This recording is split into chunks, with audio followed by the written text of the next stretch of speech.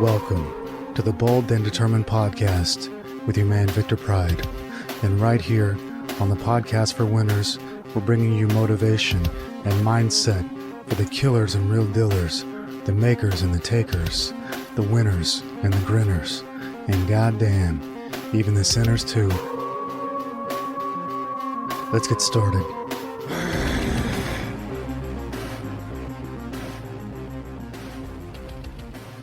Well, hello, my friendly friends. Welcome back to another edition of the Bold and Determined Podcast with your man, Victor Pride. What shall we discuss this week? The first question today comes from Marcus the Wolf, who asked me, how does a natural man live in an unnatural world? Ooh, this is a really great question.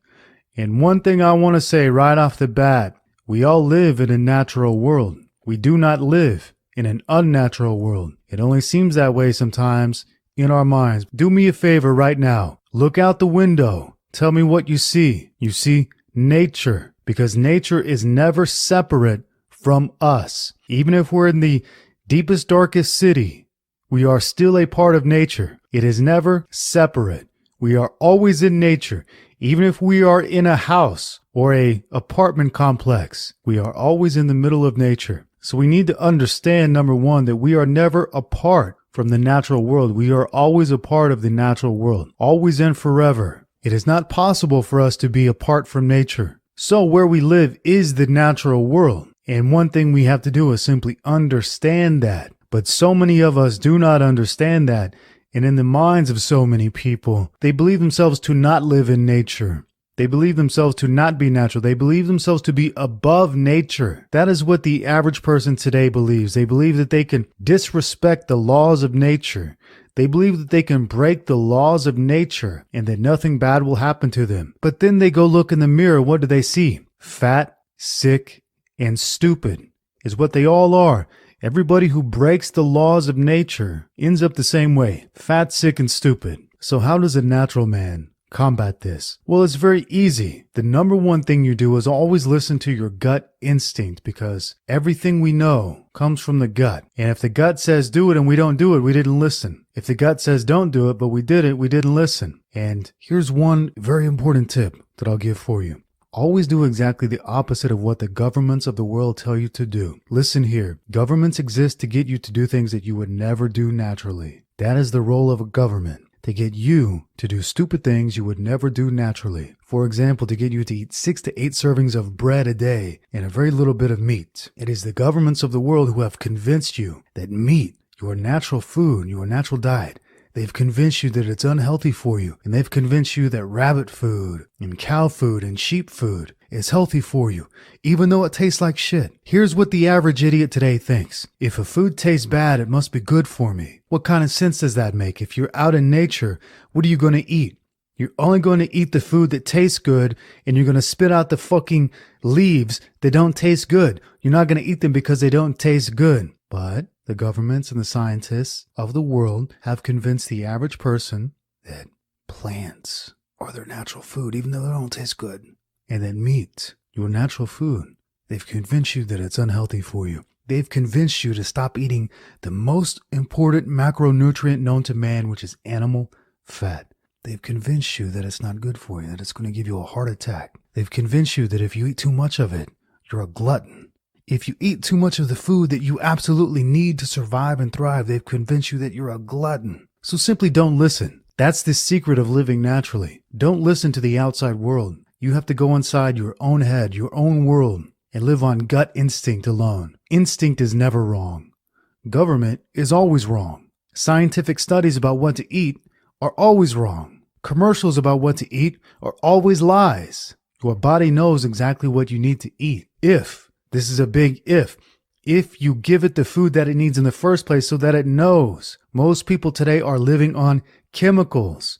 Their body has no idea what they need because they've never fed their body natural food in the first place. And that's why you see so many disgusting bags of fat in the United States, because they're living on chemicals made in a factory. They're not living on real food. They're not eating beef, lamb, chicken, or pork. They're eating Fruity Pebbles and Wheaties and Cheez-Its and Snickers and Dr. Pepper. They don't have a fucking clue about what natural food is. So even though these idiots live in the natural world, in their mind they've turned it all off and think that they're above nature. They can eat junk food made in a factory and still be healthy. How do they be healthy? Oh, we'll just get medicine from a doctor. That'll make you healthy. No. It doesn't work like that, friends. You've got to take your health into your own hands. And the one and only way that you take your health into your own hands is to eat the food you were designed to eat, the food nature has given us to eat. Nature is never wrong. Only man is wrong. Nature will never give you unhealthy food to eat. It is the lovely, nice people of the governments, who I told you about earlier, who will convince you to eat foods that are bad for your health and that will give you cancer, give you heart disease, heart attack, diabetes, Parkinson's, Alzheimer's. These things are unnatural and they don't happen if you live a natural life. Easiest way to live a natural life: do the exact opposite of what they say to do. The average person today is completely brainwashed. They have no idea what they need to eat or what they need to do. So don't listen to them. Do the exact opposite of what they say to do. And when it comes to the government, always do exactly the opposite of what the government says. Of course, pay your taxes so you don't go to jail. Other than that, do not listen. Say, no thanks.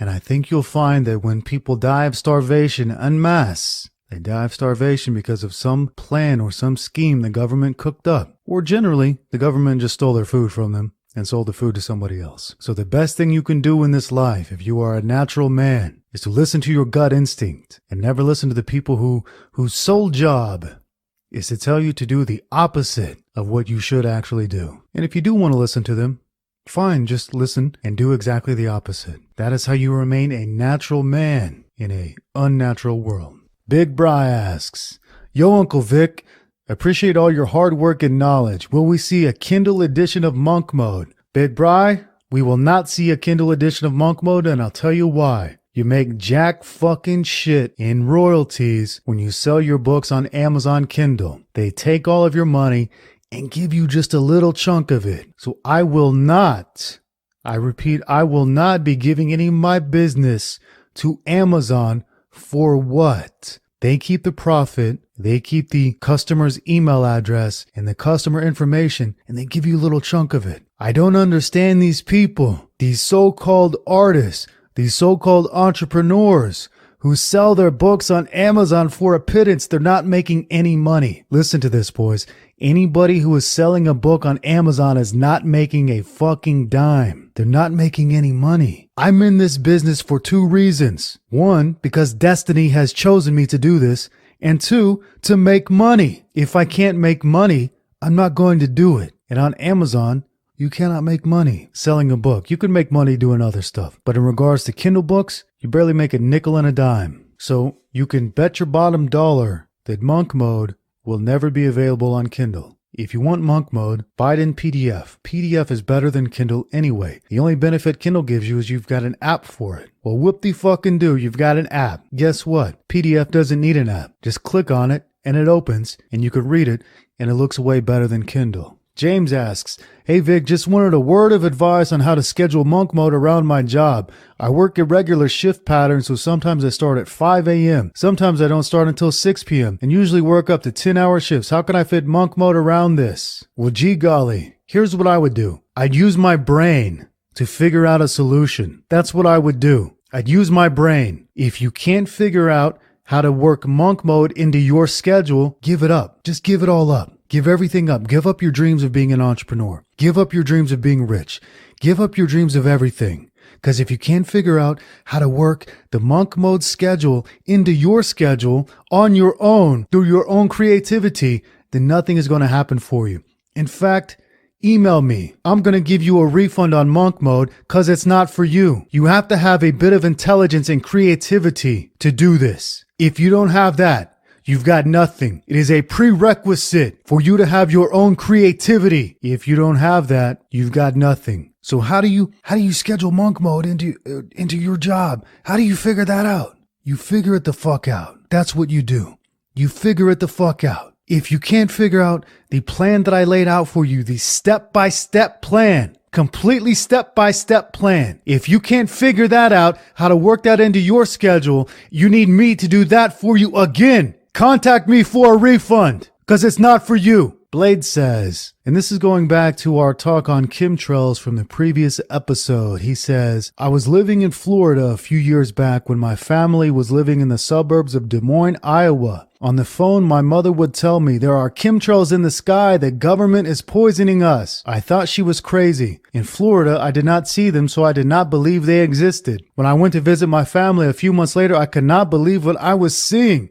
There were so many trails cross-stitched across the sky like a quilt. I studied the sky a bit and would wait for planes to fly by so I could see if they left the same trail. The trails from the planes would stay for 15 to 45 minutes.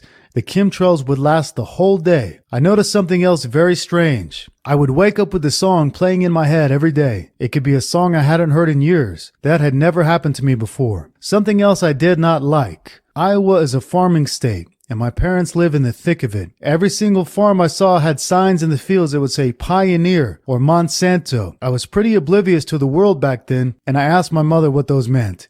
She said they were genetically modified crops. If crops are so good for us, why do they have their DNA spliced?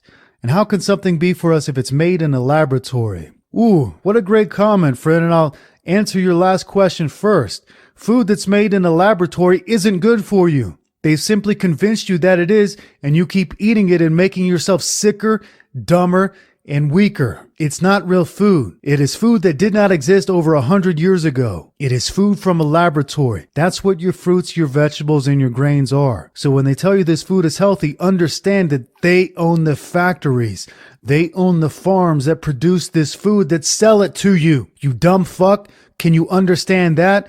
It is a profit motive. They get you to eat it because they get rich. They get rich and you get fat, sick, and stupid. And most of them are so stupid, they'll continue to say that fruits, vegetables, and grains are healthy for them even while they're in the hospital, getting medicine shot into their ass. These people have eaten unnatural foods for so long they have lost any semblance of reality. They have lost any connection with what it means to be natural and eat a natural diet. These people are literally eating Monsanto genetically modified crops, foods that didn't exist in the past, and think that they're healthy. Well, I'll tell you what, friends, you take your life in your own hands when you eat these foods. And I mean that literally. You take your health in your own hands. That's why I don't eat these foods. I eat a natural diet, and that's all I eat. Yeah, I might have a cheat meal here. I might have a cheat meal there. But I guarantee you what I don't have every day is some Monsanto broccoli, some Monsanto wheat bread, some Monsanto corn on the cob. They say it's good for you, and that's reason enough for me to never touch it. Mark H. says, after only a little over 1 week on the strict carnivore diet, my irritable bowel syndrome symptoms are nowhere to be found. Would have never believed carbs, including veggies and fruits, were the culprits. My energy levels are as good as ever and I have very little gas or bloat. Carnivore diet equals 1 poops per day or less, where previous diet had 3 to 4 poops most days. I have read it also referred to as an elimination diet, which makes a lot of sense. Friends, everybody who goes on this diet I'm telling you about, their symptoms go away. Their health problems go away. Some people say that the health problems go away because it's an elimination diet. You just eliminate all the foods that are bad for you. They say this like the diet doesn't work. Yes, it's an elimination diet. You eliminate all the foods you shouldn't have been eating in the first place, and then you get healthy. So carnivore diet is an elimination diet? Sure it is. Eliminate all the foods that aren't designed for you to eat them. Jonah asks, thanks for your reply last time. It was a powerful, motivating speech about how the vices are interconnected and monk mode is a war on vices. You have a powerful voice and I was wondering, will you release monk mode as an audiobook? If not, I strongly urge you and would happily buy it. The audiobook is a powerful medium in the modern age. Well, I'll tell you what, friends, if I get enough requests for an audiobook of monk mode, I will do it. But I guarantee you one thing I will not do. I will not release it on Audible. And I'll tell you why. You get a 40% royalty when you put your product on Audible. When you keep your product, you keep 100% royalty. So these crazy entrepreneurs today are giving all their money to the Amazon companies and subsidiaries. They're giving 60% of their royalties to Amazon. Can you believe that? Why would these people do this? I'll tell you why these people would do this. People don't do things that are in their best interest. They don't eat the food that's in their best interest. They don't release the product in the place where it's in their best interest to release it. They just go with the flow. They go with the herd. even when it costs them dearly. You eat the food they say to eat, it's going to cost you dearly with your health and your life. You do what the other entrepreneurs say, and you go with the flow, and you release your books and your audiobooks on Amazon and Audible, and guess what? You pay dearly with your money. You make way less money. If you want to make money and be healthy, this is what you've got to do. Do everything for yourself. Never rely on anybody else, because they're there to take a chunk out of you. They're there to take a bite out of you, and it's better to keep yourself whole and intact. The right food and the right entrepreneurial strategies. DNF asks, for entrepreneurship, would you suggest I read Spartan Entrepreneur Blog Artist, Monk Mode, or both? Well, what do you want to do? Do you want to be a blog artist? Then of course you should read Blog Artist. If you don't want to be a blog artist, then you don't need to read Blog Artist, in which case you need to read Monk Mode. Everybody on earth needs to read Monk Mode. Anybody who wants to be a blogger needs to read Blog Artist. Maybe I'll take you into the bathroom and wipe your ass for you too after you're done shitting. Maybe I'll help you brush your teeth too. I tell you what, friends, my testosterone is through the roof because I'm taking red growth and I have so very little patience for some of these questions. So bear with me. I don't mean to bite your head off, but you have to admit, some of these questions are obvious. James asks, do you recommend waiting until after I have had a year of training before taking Red PCT or Red Beast, or is that specific for red growth? Well, I'll tell you what, it depends on your body, and it depends on how estrogenic your body is. Of course, you need to train. You need to be in the gym 4, 5, 6 days a week, training hard. You need to be eating the right food, and the right food is a low carbohydrate or no carbohydrate, high protein, high fat diet. That's the right food and the right training that's going to get you the results. However, you may have some residual estrogenic effects from eating like a fat slob, which everybody in this country eats like. So if you're very estrogenic, you need Red PCT, no matter your level of training. However, when it comes to Red Beast and Red Growth, you're still going to get great muscular gains in the first year. So it's not a vital necessity to take either of those in the first year, but after the first year, you definitely want to be on something to continue your gains. Steven asks, hello, Vic. Your podcast is so good. Thank you. I love the way you speak. You speak with certainty and authority. I'm almost hypnotized when I listen to you. What is the best advice you can give us to speak with people and be respected by anyone? Do I have to speak with a calm, low voice or the opposite? What you have to do is speak with your natural voice. It is irrelevant if you speak in a calm, low voice or the opposite. It is only relevant that you speak in your natural voice. Speak about things you know about. I don't speak about things I don't know about. What I do speak about is what I know about. This is how I can speak with certainty and authority. I talk about what I know what I'm talking about. Get that? If I don't know something, I say, I don't know. A lot of people have problems with saying the words, I don't know, but I don't have any problem with that. I don't know about a lot of things. I do know about a few certain specific things, and about those few certain specific things, I'm happy to give you the knowledge that you need to succeed. So that's the most important thing. If you want to have a voice, if you want people to respect you when you speak, is always speak about something you know about, and don't run your mouth about things you don't know about. If you don't know something, keep your mouth shut. If you do know something, by all means, tell everybody, and don't say, well, I think it's about this, and it's probably that. If you know about something, you know about it. Say it. Don't be meek about it. Don't be weak about it. Just say it. Brad asks, Vic, ever since drinking raw milk and eating raw eggs and eating cod liver oil, I've noticed that animals have become nicer to me. This may sound strange. Is this just placebo effect or is this real? This is real, and I'll tell you why it's real, because you are no longer in a state of anxiety. When people don't eat the foods they need to eat, which is your raw milk, raw eggs, cod liver oil, your beef, you're always in a constant state of anxiety, and people don't understand this because it's their natural everyday state. They have no idea what it's like to be calm and satisfied with your food. And when you become calm and satisfied with your food, animals can sense that. Animals hate vegans for a reason. Vegans are not calm. They're crazy. They're agitated. They're anxious. And animals can sense this and don't want anything to do with them, because in nature, a person like that is starving. It might possibly kill them. You are not starving anymore. You are well fed. And because you are well fed, an animal has no reason to fear you. So they become much nicer to you.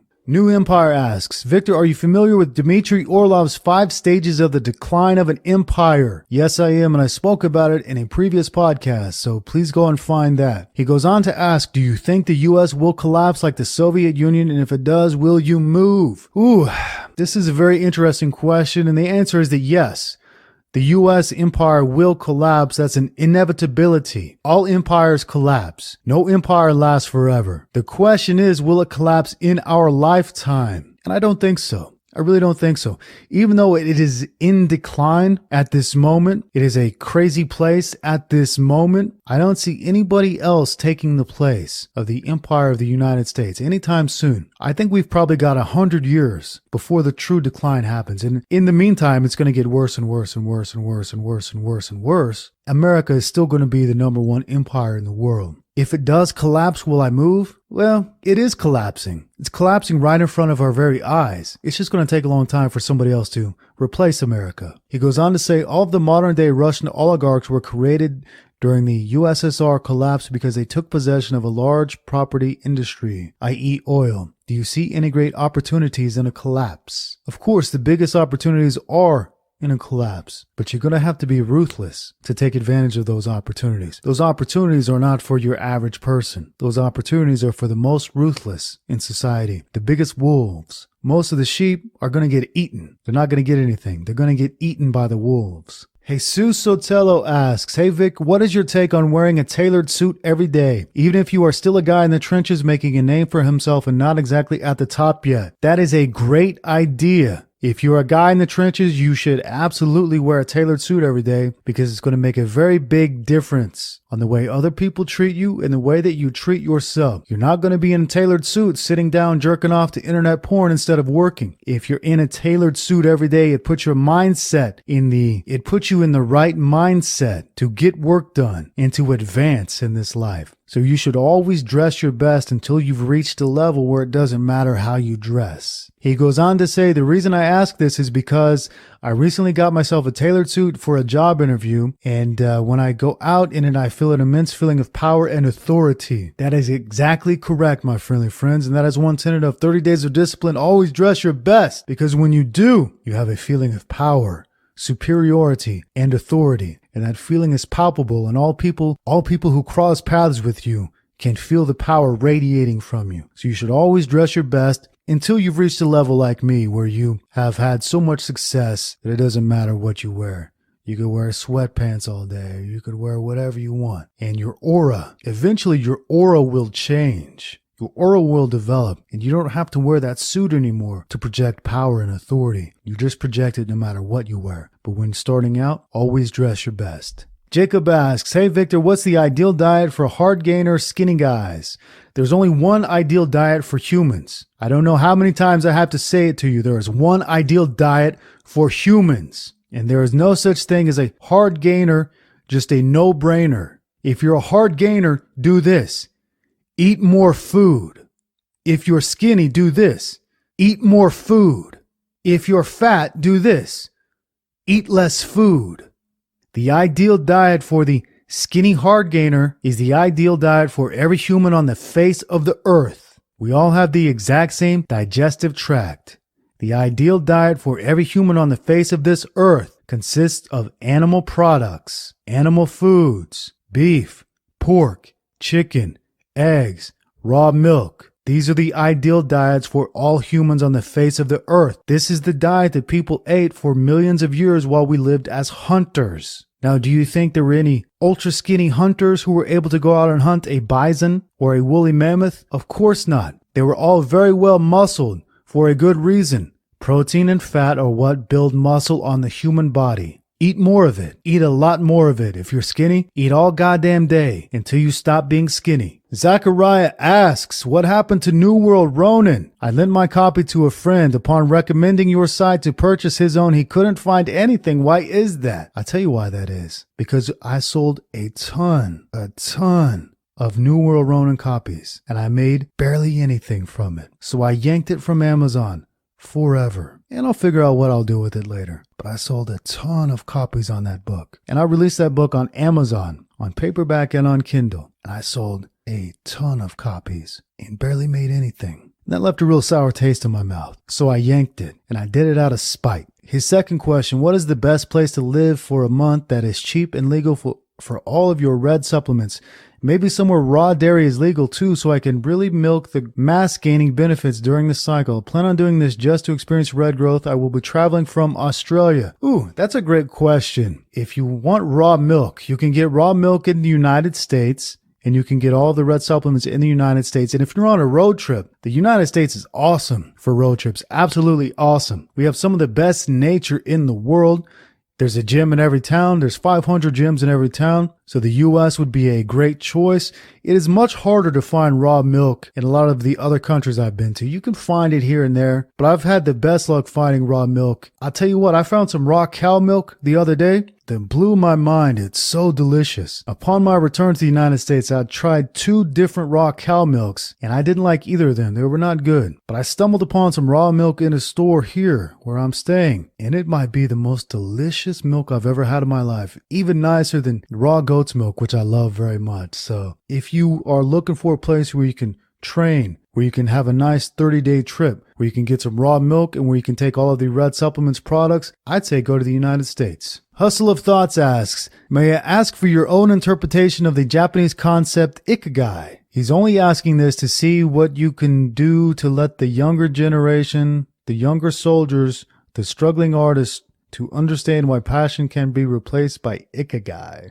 Okay, I don't know much about ikigai. I looked it up. It seems like it's a combination of about 4 things. It means doing what you love, but also doing what the world needs, but also doing what you can be paid for, but also doing what you're good at. This is essentially what I talk about on B&D. You have these people talking about follow your passion. Follow your passion. Those people are broke. You talk about people who say, go to school so you can get a good job as an engineer. Those people are miserable. You talk about people who want to do what the world needs, and these people go move to Myanmar and work for NGOs and make no money and don't make a difference in the world and waste their time. You talk about doing what you're good at. Well, you're good at fucking jerking off and playing video games. The trick is to combine everything, all 4 of those aspects. Do what you love. Do what the world needs. Do what you can get actually paid for, and do what you're good at. When you figure that out, you figured out your destiny in life. You figured out your purpose in life. You figured out your life purpose, your mission. That's a better word than ikigai is mission. What is your mission? Combine all 4 of those things. Do what you love. Do what the world needs. Do what you can be paid for. And do what you're good at. So many people want to do something they're not even any good at. They're never going to get paid for it. So many people want to do what they're passionate about, and they're never going to get paid for it. The trick is put all of those together so you can become whole. When you are whole, when you have a mission where all 4, north, south, east, and west, are all connected with you right there in the center, that's when you found your mission. When you can put all 4 elements together, earth, wind, water, and fire, put all of them together. When you understand that everything is 25% of each, that's when you're really going to make it. Relac asks, Relac, R-L-A-C, Relac. Hey, Uncle Vic, I'm 22 years old and I have $20,000 saved in cash. I want to start an online business with that capital, but don't know how to use it and leverage that money to advance faster or produce higher income from the start. Would like to blog, but don't know how to invest the money in the start of the blogging business. Maybe buying traffic from the beginning. I need to put this money to produce. Any thoughts on this? Yeah, here's what I would do. I wouldn't use that money for anything until you have a very specific plan and a very specific exit strategy. Without a plan, the only thing you're going to do is piss your money away. If you want to be a blogger, what's stopping you? Start a blog business right now. Do not put your money into buying traffic from the beginning because it's going to be a waste of your money. You have to learn the blog business first. You have to learn how to write good blog articles. You have to learn how to get traffic from Google. You have to learn how to do your SEO to get the people to come to you. Throwing money at that is going to be a waste of your money. Save your money and wait for the right time to use it. Orestes asks, I found a good girl. I tested her on many occasions, but all girls like bad boys. Everybody gives her many compliments, but I don't. I don't appreciate her, and I win so far. If a bigger jerk than me appears, she's going to fall for him? Is that the reality of relationships? No. As long as you are sufficiently a jerk to her, she's going to stay with you. And if a bigger jerk comes along, all she's going to do is give him a blowjob and then come back to you. So there's not much to worry about. As long as you are a big enough jerk, she's going to stay with you no matter what. And also, somebody who's a bigger jerk than you isn't going to want her for more than, 20 minutes or so. My advice, don't worry about it. Don't worry about it. Just don't care. A real jerk would never care. Just don't give a damn what she does. And then she can't hurt you, can she? And also understand that in the modern world, it's cool to be a promiscuous girl. There's no stigma. So they can do anything they want. I guarantee you, they do everything they want. And if you think you found a good girl, I would suggest rethinking that. Joe asks, they say that getting what you want is also the death of actually wanting it. Striving for material items leaves people feeling empty, hollow, and unsatisfied. The things people buy only bring a temporary joy that quickly fades as the novelty wears off. Aside from independence, freedom, and meaningful relationships with family and friends, what else actually pays off acquiring in this life? Nothing. It's independence, freedom, and meaningful relationships. There is nothing else. The way that you acquire independence, freedom, and meaningful relationships is by making your own money and buying your freedom from the slave trade, the 9-to-5 slave trade. There is nothing else in this world. It's independence, freedom, and meaningful relationships. Everything else, a road to nowhere. Pitan asks, what are your thoughts on homeopathy, the ancient science of the Germans? Whenever I see educated professionals in modern pharma dismiss something as a scam, I am more likely to believe it is the real deal. And homeopathy is attacked left and right, though numerous people report amazing progress in curing of incurable diseases with it. I have gas, bloating, and a tight sphincter muscle. Any ideas for relief? Okay, 2 questions right there. You have gas and bloating. Stop eating carbohydrates. Do you have ears, people? Stop eating carbohydrates if you have gas and bloating. It will disappear in one day. If you want to cure any incurable disease, stop eating carbohydrates. Eat meat and fat. All problems will go away. Throw in some fasting here and there. Throw in some 24-hour fasts, some 48-hour fasts, some 72-hour fasts. All problems will be gone. Now, regarding homeopathy is based on a rule of nature called the law of similars. This law states that like cures like, or that a medicine can cure a sick person if it can cause a similar sickness in a healthy person. For instance, if you peel an onion, your eyes burn, itch, and water. You might also have a runny nose and begin to sneeze. If you had similar symptoms during a cold or allergy attack, such as a runny nose, watery eyes, and sneezing, a homeopathic microdose of the remedy red onion would help your body heal itself. The homeopath regards symptoms as the body's healthy attempt to restore itself to balance. This is why a homeopath will choose a remedy that supports the symptoms rather than opposing them or suppressing them as in conventional medicine. In conventional medicine, a cold or hay fever sufferer is given an antihistamine to dry up the runny nose and watery eyes artificially, but this medication often comes with unpleasant side effects like sleepiness and constipation. With the correct homeopathic remedy, however, there are no side effects and a person is restored to health naturally. So like Pitan, anything modern pharma and educated professionals dismiss as a scam is something that I become immediately interested in, because everything they say, friends, it's a lie. I don't know how often I have to say that to you, but everything they say is a lie. And if you do the opposite of what they say to do, you're always going to be healthy. Now, that doesn't mean that medicine never has a place. Medicine has a place. But also, a homeopathic remedy also has a place. The medicine system we have is called allopathic medicine, and that is 100% of our medicine today. That is a fatal mistake that we are making. Many symptoms can be cured with red onion, for example. If something can be cured with red onion, why would you take an allergy pill?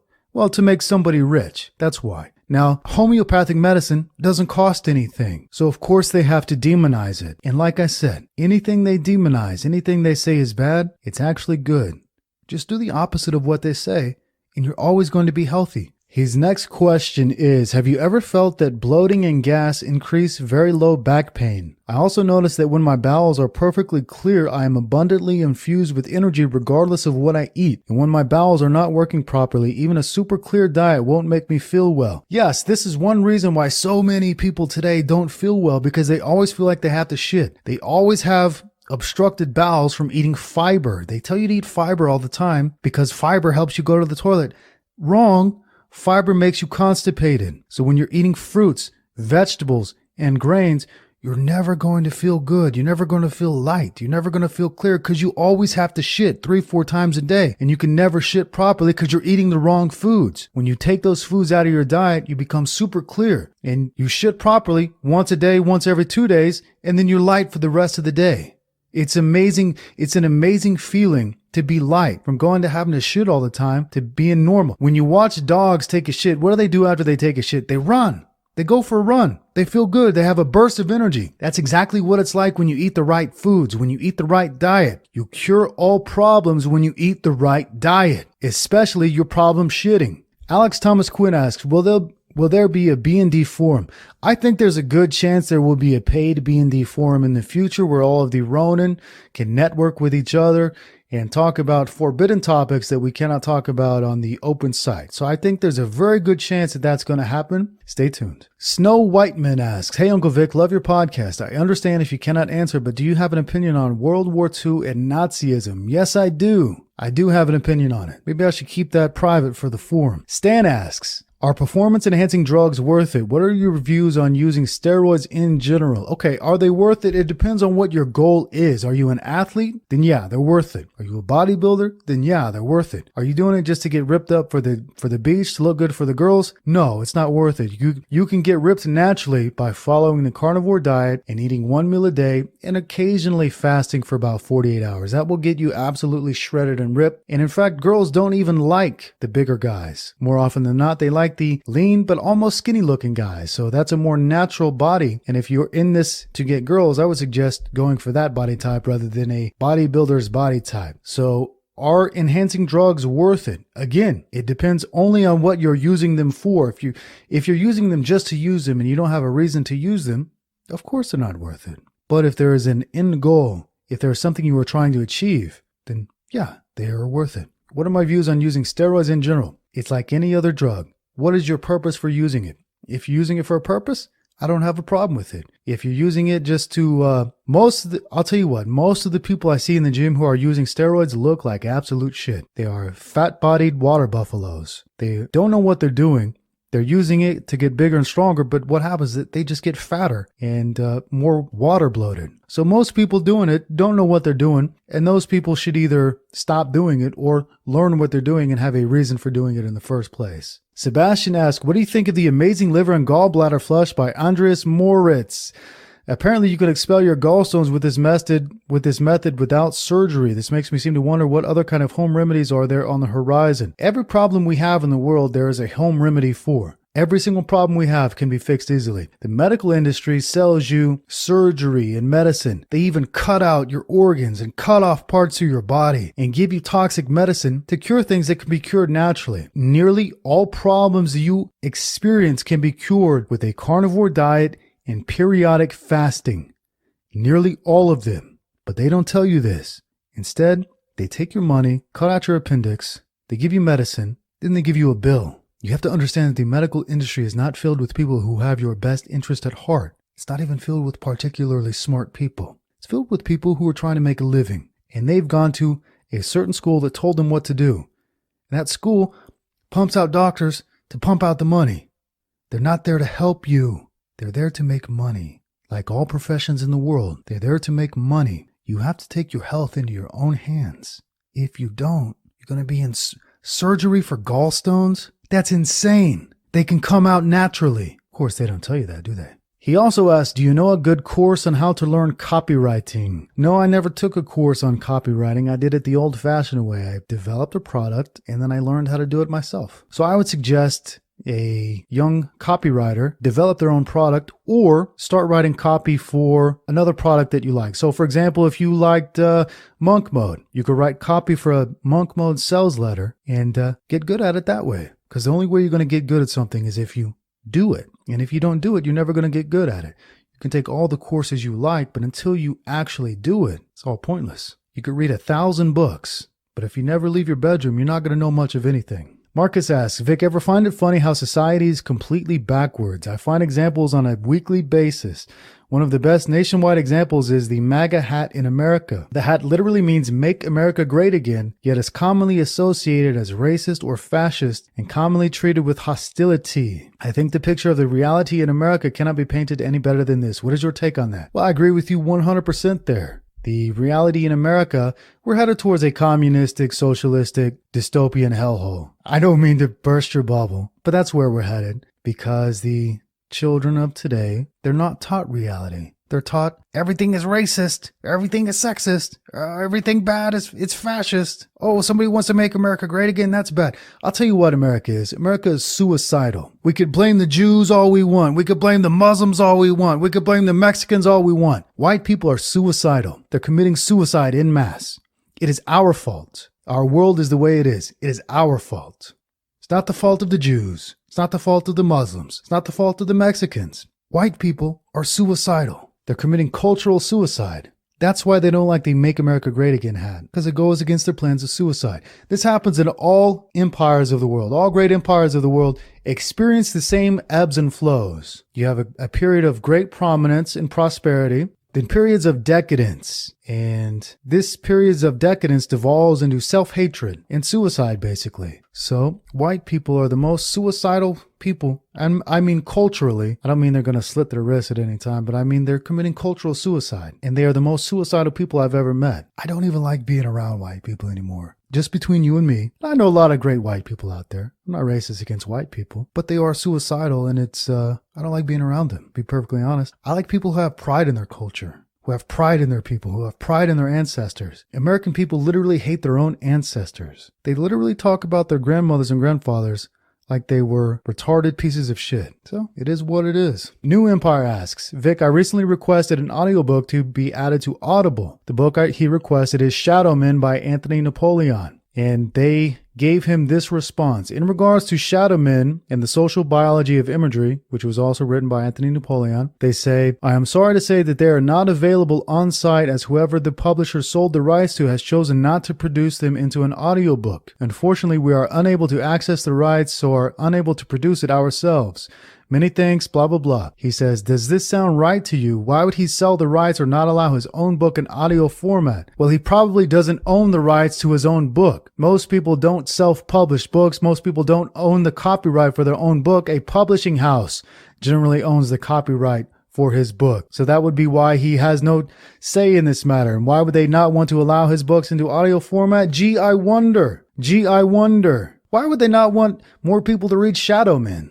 Think about it. If you think about it, you can come up with the answer on your own. Ashwin asks, Vic, where do you think creativity comes from? Creativity comes from not having too much education. Simple as that. The more education you have, the less creative you become. All university graduates are the least creative people on the face of planet Earth. They teach creativity out of you in the universities and the high schools of the Western world. The most creative people are the people who have the least amount of formal education. Formal education takes your ability to think away from you. It takes your ability to create away from you. All you can do is follow orders. So these people who with their 4-year degrees, their 6-year degrees, or 8-year degrees, all these people can do is follow orders. This is why you should never trust doctors. For example, the only thing a doctor can do is follow orders. They've had so much education, they no longer have any semblance of gut instinct or creativity. It has been educated out of them. So education, formal education, is what kills creativity. And a lack of formal education is what sparks the fire of creativity. So if you are in college right now, here's what I suggest you do, and I'm not joking in any way.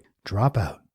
Don't ever go back. Jesse asks, hey, Mr. Pride, would the carnivore diet work for a 17-year-old trying to build muscle, or are carbs necessary to grow? Okay. The best diet for all people is the carnivore diet, and if you want muscle, it's going to come from protein and fat. However, if you want to grow bigger, if you want to put on some weight, carbs might be necessary for you because carbs release insulin, and it is an insulin response that helps you grow. It is an insulin response that makes you get big. So bodybuilders actually inject insulin and eat a lot of carbs. All fat people in the world got fat the same way.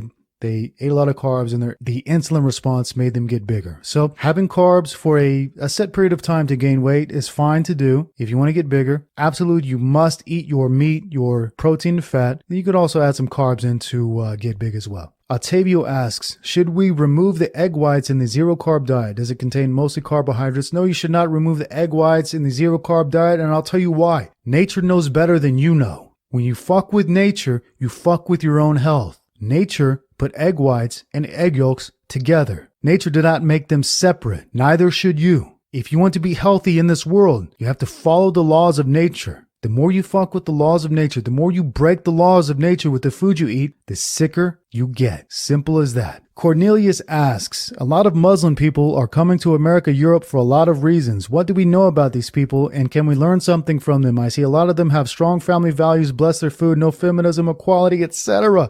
That's all going to change in a few generations. They're going to become exactly like Americans. What can we learn from Muslims right now from other countries? We can learn how fucking gullible they are. That they believe the American propaganda that this is the greatest land in the world and they're going to be happier here than in their own homelands. Listen, how stupid does a person have to be to think they're going to be happier in a new land with new people than they are going to be in their own homelands with their own people and their own culture? This is how strong the American propaganda is. All people in the world who live happy, healthy lives want to come here because they think it's a paradise. And then when they get here, what happens? I'm in debt up to my fucking eyeballs. I'm fat because I can't get any natural food. I don't have any friends because everybody here lives in isolation. So that's what we can learn from Muslim people who come to America. Don't be so gullible. Turn off the television. Never believe anything you see on the television because it's all a lie. Bill asks, how can deficiencies be avoided on the carnivore diet, particularly vitamin C? There are no deficiencies on the carnivore diet. Nature does not provide deficiencies. When you eat your natural diet, you get everything you need. Vitamin C is in meat. Vitamin C is in animal products. Vitamin C is in liver. There are literally no deficiencies in the carnivore diet. The only deficiencies exist when you eat a vegan diet or a vegetarian diet. There are no deficiencies in meat. And I understand that most people don't know that today because you've been taught the opposite of reality. As you can hear, I get a little bit fired up explaining these things over and over and over again. But the simple reality is this. There are no deficiencies on the carnivore diet. None. Richard X asks, if you were to have kids, what is the oldest acceptable age for the mother to be? That would be 25 years old because she's already kind of a spinster at 25, but that's the absolute oldest age I would ever allow the mother of my children to be. Generally, I would prefer 18 because she's still got a lot of good years left. She's still got that youthful energy, still healthy. The longer you go, the worse your child is going to end up. A lot of these retarded children today with Down syndrome they have Downs because the mother was too old to have children. So the younger, the better. For me, not over 25. I would also never have children with, let me just throw this out there. I would never have children with a Western woman. Just would never do it. In this day and age, would never do it. Not worth it. Kang of the East asks, Vic, I noticed that you seem to have a talent for discovering very useful resources. How do you develop an optimal resourcefulness mindset? Can you share your how to actually do research method? Yeah, I go to Google, I type in whatever I'm looking for. When I find something good, I share it. This sounds like a college word, optimal resourcefulness mindset, and how to actually do research. Yeah, Google what you want, and then when you find it, share it with people. This is what I'm talking about when college-educated people, and I don't know if Mr. Kang is college-educated or not, but when college-educated people, they don't understand common sense anymore. Optimal resourcefulness mindset? The fuck does that mean? It means nothing. Google something. When you find it, share it. It's really as simple as that. Christopher asks, 2019 is going to be a year of victory. You got that right, my friend. Hey, Vic, how do we ensure that each year is better than the one before? Should we make a detailed plan for the year ahead? Absolutely. Absolutely. And the detailed plan should always be in your mind. You should always know in your mind exactly what you want to accomplish this year, next year, 5 years, 10 years. This plan should always be forming and formulating in your mind, almost like meditation, but it's something you don't really share with anybody else. You just build this world in your own mind, and then this world you've built in your mind plays out in the future. As long as you keep your reasons fresh in your mind, the reasons for why you're doing what you're doing and what your goals are, keep this always fresh in your mind. And somehow, as if by magic, it always comes true for you. That's how you always make every year better than the one before.